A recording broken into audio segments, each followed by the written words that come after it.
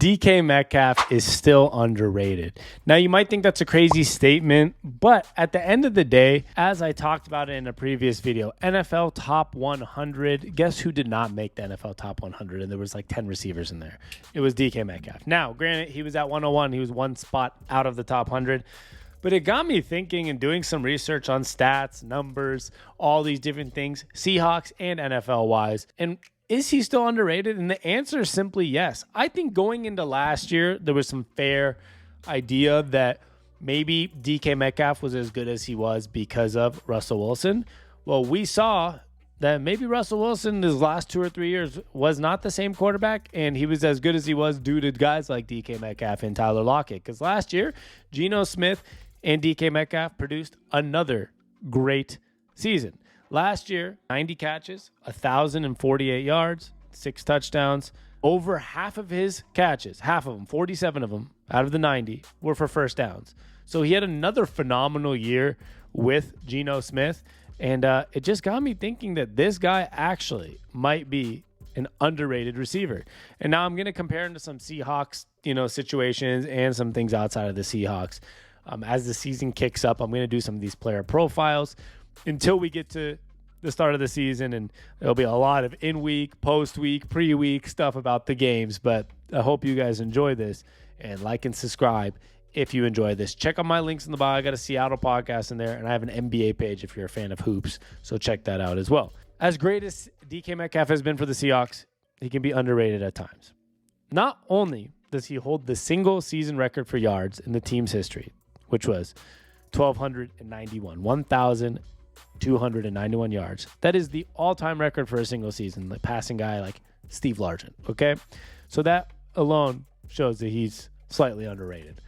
But he's already 8th all-time on the Seahawks receiving list in 4 years. 8th. He is only 200 yards away from number 7, who is Joey Galloway. He is only 600 and some yards from number 6 at Bobby Ingram. Now, then he has some time to catch up, but you have Darrell Jackson at 6,400 yards. You have Doug Baldwin at 6,500, which is going to be very attainable if he stays on the Seahawks. Number 3 is Tyler Lockett at 7,100 yards.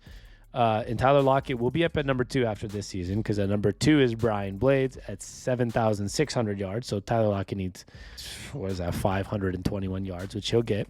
And number 1, of course, is Steve Largent, 13,089 yards. So he's pretty much almost doubled number 2 and number 3 on the list.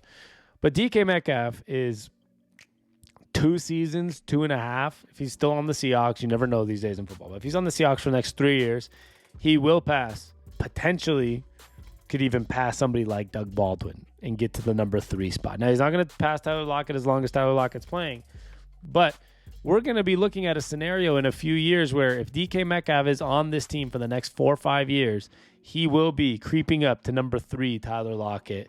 One day maybe creeping up to number 2 Tyler Lockett as the all-time leading receiver in Seahawks history outside of Steve Largent. I don't think anyone's ever going to pass Steve Largent in the meantime until we have a guy that comes in and plays 13 years straight, 1,000 yards for 13 years, and just never gets hurt. I don't know. That's going to be really hard to get there, but my point is DK Metcalf's played 4 years, and he's already number 8 on the all-time Seahawks receiving list. On top of that, let's just look at Calvin Johnson's first 4 seasons versus DK Metcalf's first 4 seasons. Somehow, Calvin Johnson to me is one of the top 5 to 7 receivers I've ever watched personally.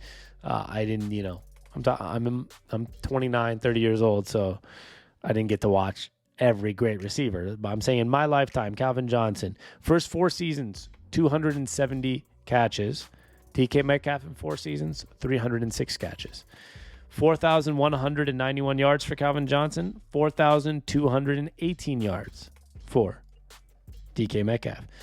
33 touchdowns for Calvin Johnson and 35 for DK Metcalf. More catches, more yards, more touchdowns. And I know the first answer a lot of people are going to say is different era where they pass more. And I'm not disagreeing with that, but Megatron, Calvin Johnson, DK Metcalf, comparable stats.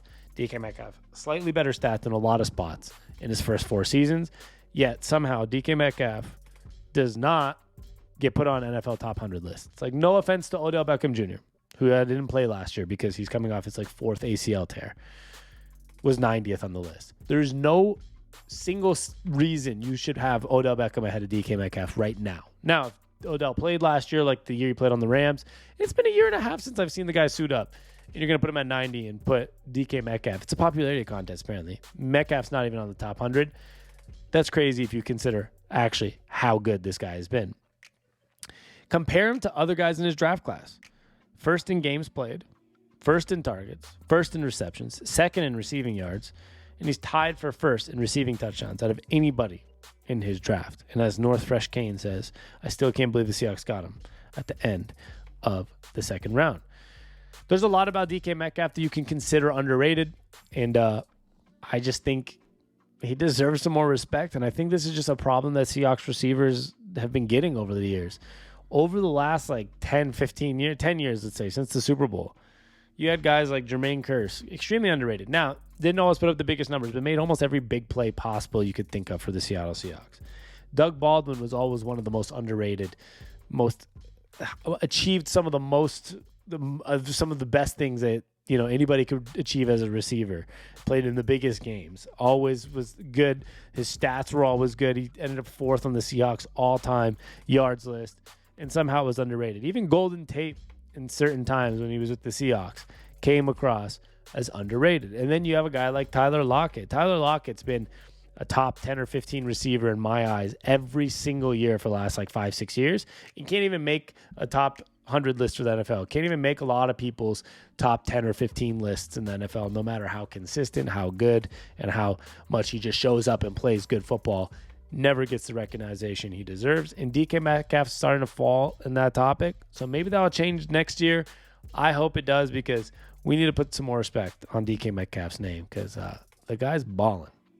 Yeah, it's fun. He was a meme to start. Everyone thought he wasn't going to be good in the NFL just because he was some buff guy. He's proved it. He's that good. So at the end of the day, he needs more respect. I appreciate y'all for listening. We'll be back soon. I love y'all. Peace.